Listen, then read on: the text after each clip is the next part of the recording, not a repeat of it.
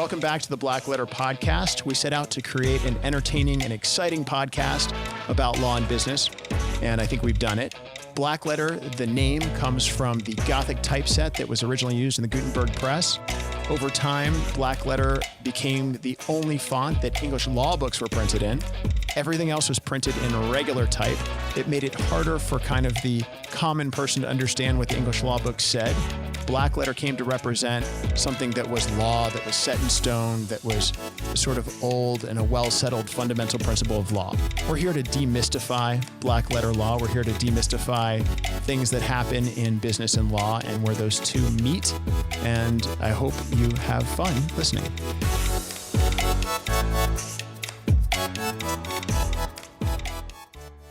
So welcome back to another episode of the Black Letter Podcast. Joining me today, I have Stefan Leipold. Is that right, Stefan? Did I say your name right? It's actually Leipold. Leipold. Okay.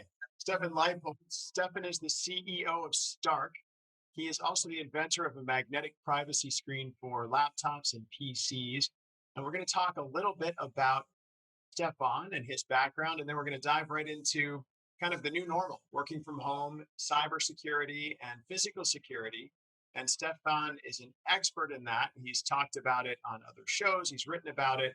And of course, his, I believe, patented privacy screen is part of that effort as well, which you can find at stark.biz, if I'm not mistaken. Thanks for joining us today. Tell us a little bit about, I guess, yourself, your background. How did you come to invent this privacy screen? That kind of thing. Thank you for having me. Yes, so my name is Stefan Leipold. How I got into cybersecurity and technology was actually very simple. I got a computer when I was around 7, 8 years old. And my first franchise was probably with 9, when I learned how to hack computer games and sell them to my buddies. From there on, I just loved technology. And then I studied and I worked at Volkswagen Hanover, Germany. And I built my side business on the side, and at one point I realized that I actually can make more money and have more success in technology than actually working as an assembly belt member at Volkswagen. So I started my first business, and I think that's how it all started. So was your first business this privacy screen business, or did you do something else? No, that was coming way later. I think I called it my magic or lucky moment. I fixed somebody's computer, and he was actually working for the unemployment agency in Germany. And I said, dude, we just got a job offer in before I put it on the market. Isn't that something you would love to do? And it was a job with Microsoft presenting a new learning solution in the US and in Europe. So I took this. Obviously, I had no idea what I was doing, but I took it. And when I met with them, they were blown away from my knowledge. Even if I didn't have any of the certifications, I just had the knowledge. So these guys trained me to do this. I presented Microsoft and New Horizons 3 times on the CeBIT World Exhibition about learnings, about technology, Microsoft stuff. I became a Microsoft trainer. I hold currently 71 certifications about from Microsoft, Cisco, Master, Bachelor, all this stuff. And so I started my first cybersecurity company in Germany. Then we expanded to Switzerland. In 2009, I opened the first one in the US. My book that is coming out now is about my venture to the United States, which is really funny because I had this brilliant mindset. Hey, I'm German. I'm going to go to America. Everybody kisses my feet and throws money at me. It didn't work at all. Long story short, I basically was knocking doors and ended up more or less being homeless because at a certain point of time, you can't stay at all your friends. They kick you out sooner or later. So then I literally got myself together, knocked doors, dressed up, and I was lucky enough to fix somebody's laptop, and she happened to be the daughter of a famous person. And so she hooked me up with somebody else, which was the sixth biggest real estate company in New York. And they gave me a small desk, but it was my own office. And from there, it actually went slowly back, upwards. I met my best friend today. He took me on a trip to China. He's American-born Chinese. And so then we partnered with 2 companies in China, and we had this brilliant idea of privacy was there. We basically came up with the idea of taking 3M's original product, the privacy screen, was made by them, metallizing the top and using the magnetics inside these laptops to adhere. Like right now, I have one on my computer. So you can take them off, you can put them on, you have privacy, you can open and close the camera, and they're fully flexible, they don't break compared to some copies of our we made an 8-second video, and the video went viral. And it was not $1 million production. It was literally a phone video where I wanted to show my product, which actually shows how powerful social media is. I showed my product to my buddies and I threw it onto my laptop, and it stuck perfectly fine. And I was like, "Did you see that?" And I was like, so surprised. But we turned this into a video, and it went viral. And the third order we got after the second day was Apple directly. So we had the biggest companies wow. our product, and it just blew up. And I mean, the name Stark, everything was an amazing accident because the name Stark means strong in German. But Tony Stark, Iron Man, did an amazing job of making a name known. And we didn't even know about it. The funny story about the name, how we came up with it, was my buddy and I, we were like, we need a name that is strong, like German stuff like Rolex and Porsche. It's great stuff. And so we translated German words, English words. He's like, what means iron? I said, Eisen. He said, that sounds terrible. So he said, what means strong? And I said, dude, that's it. Stark, Iron Man, Stark Industries. Iron Man is the color of the German flag. I said, that's it. And we were like, oh, maybe it's already trademarked. And I said, I don't think so. Marvel is trademarked. Iron Man maybe, but not Stark.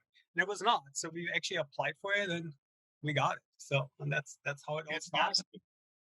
I like it. I was kind of expecting you were going to tell me that you had an Iron Man suit in your closet as well. And that's the other product that Stark's making. This magnetic screen is a front for, an Iron Man suit. That'd be kind of cool. I love the magnetic screen. I want one. You've just convinced me with just showing me what it is. So our listeners are primarily lawyers, corporate counsel who advise businesses, and some of them are business owners like yourself who started companies with either products or services. I think, a lot of what you did, cybersecurity consulting and this privacy screen, the new normal is working from home. So now not everybody is working from an office anymore or even a cubicle. And we had cybersecurity concerns then and physical security concerns then, but it's worse now. It's amplified. People are in Starbucks. People are on street corners.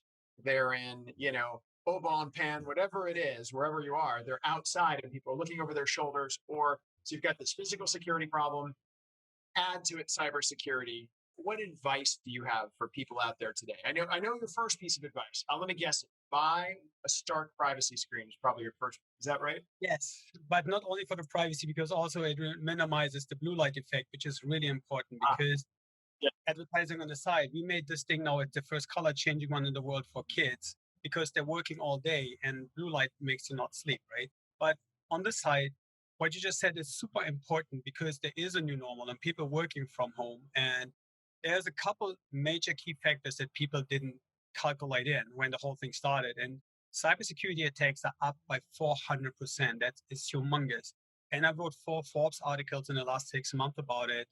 There's a couple key factors to it. So the first one is based on our clientele. When we get a new client, why you mentioned legal and medical, they have PCI and HIPAA compliance. Almost 99% of every single client we got had the worst IT, and it was lawyers and doctors. The reason why is, A, they're lawyers, they're not IT guys. The second part is they said, oh, I hired an IT company. Okay, first, an IT company is built, an IT guy is built to build your infrastructure. Cybersecurity specialists or hackers, whatever it is, they're coming in to break it and work with your team to improve it because it's a different knowledge. So that's one part. The second part is I call them professional dinosaurs. I had a lawyer who deals with Brad Pitt, Prince Harry, etc. He opened his MacBook and I wanted to cry. All his passwords were taped next to the palm. He had no password protection. All the information on his laptop. And I was like, so do you know that you go to a Starbucks and everything you share here, your laptop has the name of you, which I can Google you. Plus I see all the data from like Prince Harry and everybody on there. He's like, yeah, my IT guy set this up. And I'm like, oh my God. So out of this, I'm going to give a speech for 4,000 lawyers in Germany end of the month over a WebEx because they're very good in what they do, but they're very bad in technology. Because obviously everybody can buy this, but it doesn't come with a manual. It doesn't tell you what it does in the background. And so now to the new normal, the mindset has shifted that people didn't understand. So when you're a corporate owner, a lawyer, whatever you are, you spend $1,000 for your firewall with this UTM Cloud Connect. You get the latest threats. You have a spam filter. You have the entire company totally safe. So now you're going home and you're not taking the security awareness from your company home. When COVID started, we set up hundreds of computers to work from home. And we had corporate owners that have the best technology in their office, And at home, they had a Windows XP computer from 2012. And you're connecting it, and people were not aware when you connect to your company, you bring in this maybe infected computer into your environment. So that, Right. the weakest part of the chain of security is exactly that. And the second part is when it comes to legal, the legal system the lawyers have a program that connects you to the court. So the program is PCI compliance and all this stuff, which is great. So you let the program open, your computer is not secured, you're gonna go to the kitchen, eat lunch, and somebody can take over your session. So that means I still have access to it because you have nothing saved or secured on your computer. So we wrote about what needs to be done and guidelines and policies, what needs to be done in order to keep people safe. And these guidelines needs to be enforced. There needs to be something, we call it internet usage policy. So if you're a smaller company and you can't afford giving all your clients or all your employees a firewall, a laptop, and all that stuff, create policies, what to do, what not to do, and you need to check the home environment. If the router is outdated, if the laptop has everything, all patches, all antivirus, it's sad, but you need to make an investment because what people don't understand, it's not that you get hacked. There's two key factors that are really can break your neck these days. The first one is if you get hacked and you pay a ransom, you commit a federal crime because starting October last year, the United States Treasury has actually outruled that if you pay ransom, you do an act of terrorism. If you support terrorism, that's a federal crime. The second part is if I am some celebrity and you're a doctor and you just made, I don't know, my face, my boobs, my body, whatever, and I hack you and I see your stuff and I make it public and I, as a client, file a lawsuit, your reputation is on the line. And so insurances do not cover this. Everybody thinks I have a cybersecurity policy now or insurance, but a cybersecurity insurance covers the IT guy to get you up and running again. It doesn't cover the ransom, which now is illegal, and it doesn't cover third-party liability lawsuits. That's a lot of things to consider. Fantastic point. So can I ask you a question, Stefan? So we use something called LastPass at our firm to share passwords and secure passwords. So are you going to tell me that's like horrible idea? I mean, it seems secure. There's a lot of web people who are like, yeah, that's pretty good.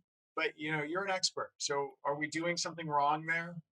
I wouldn't say wrong. I have looked into a couple of these password keepers, and if you do a little bit diligence, you will see that a lot of them actually got hacked already because they're a target for everything. Even I mean, you name it Right. last year, Microsoft, Google, QuickBooks, Intuit, TravelX, they all got hacked. And it's not like that there's somebody sits in the chamber and types code in. They actually send something out, which is a phishing attack, and then somebody clicks on something and you get hacked. Same as the law firm that just got hacked. So these programs are great if their security in-house is great and the policies are great, like Windstorm, right? When 123 password. But when it comes to passwords, and it's every time I give a speech, there's always one guy in the room who's like, yeah, that's my password. And I was like, don't say that. Right. Password should not be password 123, my kid's date, birthday, and then people say, oh yeah, that's mine. I don't want to know. So a password should be lowercase, uppercase, symbols, and at least 16 characters. And you should change them every other month. And of course, do not Wow. make a Word document my password list because if I steal your device, that's the first thing I'm looking for. So create a contact in Outlook in the notes. You just in the notes of the contact, you write your passwords, but don't write a name and password because it's indexable. So saving passwords online is great if the company keeps it safe, but most of the password keeper companies had already security breaches. Right. Okay. Makes sense. So it seems like a lot of the attacks then. So if you have LastPass, it's not that the program's faulty, but the company security. If somebody can get into one user's account, they have access to any password that's ever been shared with that employee. That's Right. that's the vulnerability, the person Right. vulnerability. So that's where the privacy screen comes in. So tell me about that. You told me how you invented it. Is that patented? Did you go through that process? How did you get to the retailers? How did you get to Apple? I mean, you said Apple reached out to you. No, they purchased from us. So what happened is, so we made a collaboration when we were in Asia. So we put actually three companies' heads together, and I did not invent privacy screens nor magnets, right? We just had all the idea putting it together, and because I was very well known in the IT or cybersecurity business, I decided from the three people cooperation that I actually push the whole thing out, and they do the manufacturing and the quality part. That was the original idea. So when we pushed the whole thing out, the first product, so we already at version 6. The first product was just a piece of privacy screen with a piece of metal on it.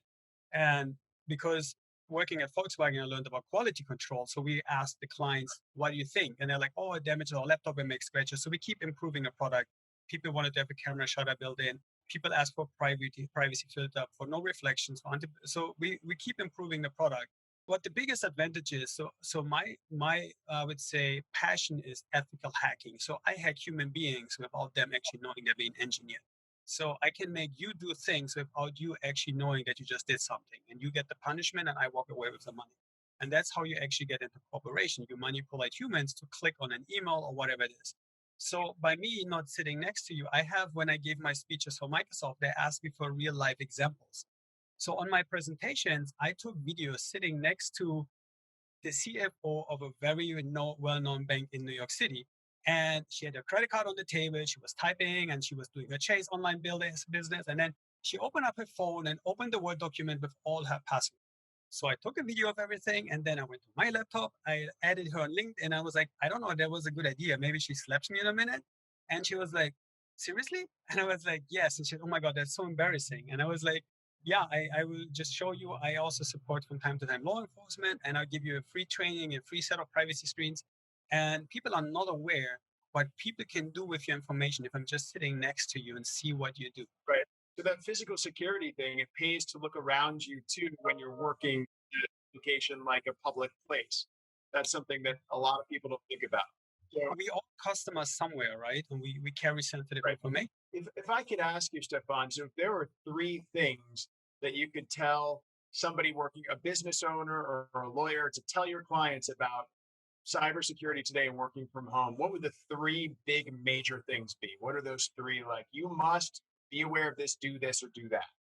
So the first three things that I think is always the main important thing: IT and IT security.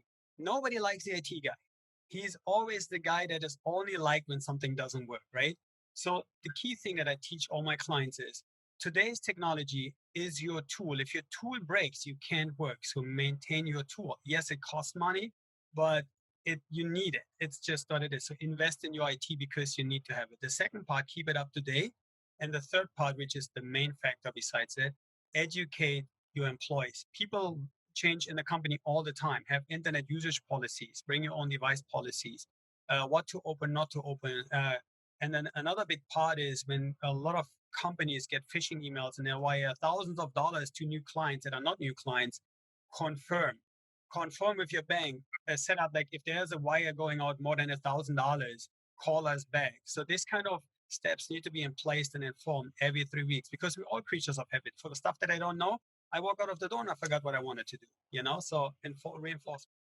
So we do, every couple of months, we send out an email and we do trainings by webcast. We say, hey, don't click on emails you don't know. Check the email address, because a lot of times you'll see 123nix@gmail.com, but the name in it will be some partner at the firm's name. They've created a false name attached to some Gmail address. So this happened, I think it was 3 years ago. We got a series of emails and we kept alerting people, but not everybody paid attention. And all the emails targeted were legal assistance, and that all the emails came from partners at the firms. They went on our website, picked a partner out, attached their name to a fake email address and said, I need you to buy 15 gift cards right away, scratch them off, take a photo, and email them to me. And all I can think is, why would you ever do that? But they were so afraid of making the partner mad because of the law firm dynamics. So they used humans. In the Army, we call that human intelligence. They used their idea of how humans react. You were talking about this. And they used technology together to spearfish. I think it happened to a legal assistant and a junior associate at our firm. Both did it. They both went out with their own credit card instead of the firm card, bought a whole bunch of gift cards, scratched them off, took a photo, and emailed it back to that, not to the email of the partner, but to just replying back to the email. It's incredible to me. Now, to be fair, we got like 200 of these, and 2 people out of 140 people at our firm, it happened. But I mean, to me, have you heard of something like that? To me, it was incredible. I was like, well, it's kind of brilliant. Like, they thought not only about the tech spear phishing, they thought about, let me target the lowest level people and have the highest level people in the firm demand something from them. I mean, have you ever seen that before? Yes, I did a lot. But you mentioned something that is very important, which I actually do live examples on my speeches when I get people on stage. So people are always afraid of discomfort, right? Making the boss upset. So that's what it Right. is when you like lower in the food chain. When I was hacking a company physically, I impersonated a person with licensing at Microsoft. And when I called the company, I hang up 3 times. Says, "Wow, the line is bad." I did this in order to create a relation with this person. When I walked into this office to make an appointment, I was wearing a shirt, and then this is where hacking starts. I actually said, if you want to bother your boss and you don't want to help me, that's fine. Can you please bother him? She doesn't want to bother the boss and not being helped. There's 2 negative words, and she's a positive person because I made her compliments, right? I said like, "Oh, I like your hair," blah, blah, blah. So she is totally willing to help me, and she let me access her computer. And at no point of anything, she actually was saying, "Are you really from Microsoft? Can we call Microsoft?" And that's the thing. Like people are so afraid of asking questions for inconvenience and maybe getting in trouble that they're doing by abusing their kindness, they're getting into trouble.